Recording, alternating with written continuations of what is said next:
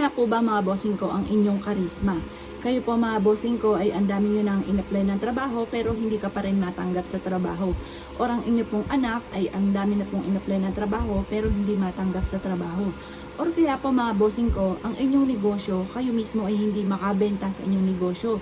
Mahina ang inyo pong karisma. Or maaring makaaway nyo pa yung magiging customer po ninyo. Hindi na bumili, nakaaway nyo pa. O kaya hindi na ito ay babalik po sa inyo mga bossing. Dahil mahina ang inyong karisma. Mas mainam mga bossing ko na palakasin natin ang ating karisma sa pamamagitan ng aloe vera mga bossing. Ang aloe vera, ginagamit ito pagdating sa usapin ng remedies.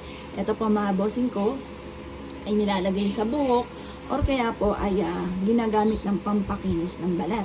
Minsan pa nga po nakakita ako ng juice na aloe vera pero hindi ko pa natatry po yun mga bossing. Ngayon pa mga bossing, eto, natry ko na po ito. Lalo-lalo na kung pakiramdam ninyo na parang paborito ka rin ng kamalasan, mahina ang karisma, subukan nyo po ito mga bossing. Ang aloe vera mga bossing ko ay malagkit. Ito ay imamagnet o hahatakin ang swerte. Lalo-lalo na pagdating sa usapin ng karisma. Kapag malakas ang inyong karisma, mabilis ka matatanggap sa trabaho. Mabilis ka na makakabenta. At maaaring maging kaibigan nyo pa ang mga magiging customer ninyo. Kaya mas mainam malakas ang inyong pong karisma. Ngayon pa mga bossing, ito yung ating aloe vera. Isusulat po natin ang pangalan po natin dito sa ating aloe vera. Halimbawa po ay ganito mga bossing. Sulat nyo po dito. Yan, sample lang ito. Pangalan ko po, Apple Baguio.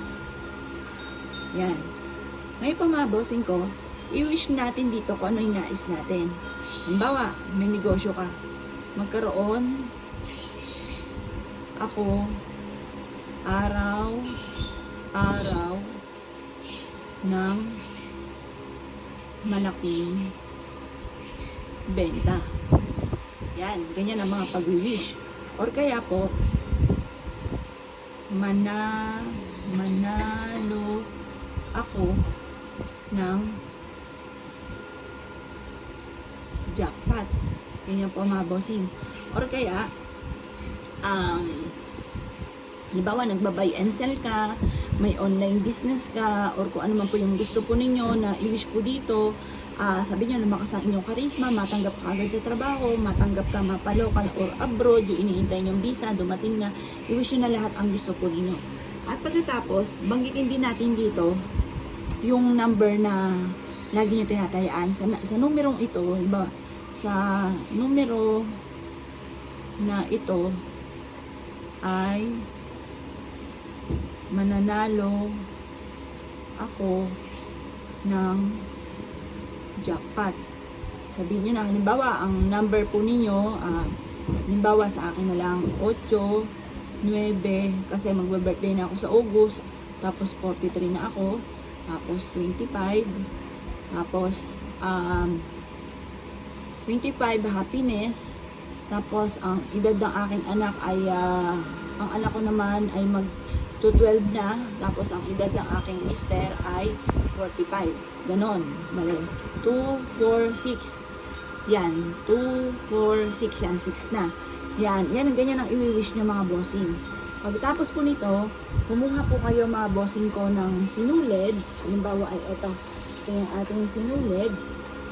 Tapos, tatalian nyo po siya dito at isabit nyo po ito sa may bintana po ninyo kung saan po kayo ay natutulog. Ito po ay makakatulong upang sa ganon, kung ano man yung nanais ninyo dito, panawagan po ito para mabilis matupad kung ano man po yung i-wish po ninyo or winish po ninyo. Kaya kung kayo gagawa ng ganito, kailangan naniniwala ka na makakamit nyo kung ano man yung nais ninyo mga bossing. Naniniwala ka na matutupad lahat ang inyong mga kahilingan. Basta mas mainam kapag ginawa nyo ito, naniniwala ka na mangyayari po ito. Kasi baka kayo mismo ikumontra na hindi matutupad, ganon. Naku, huwag nyo nang gawin kapag ganon ang inyo pong sistema. Kung ikaw ay naniniwala at nais po itong gawin, huwag ka naman patumpik-tumpik pa, subukan nyo po ito, proven po ito na napakaswerte. Kaya kung gagawa ka ng itong mga pamamaraan, good luck po sa inyo po lahat.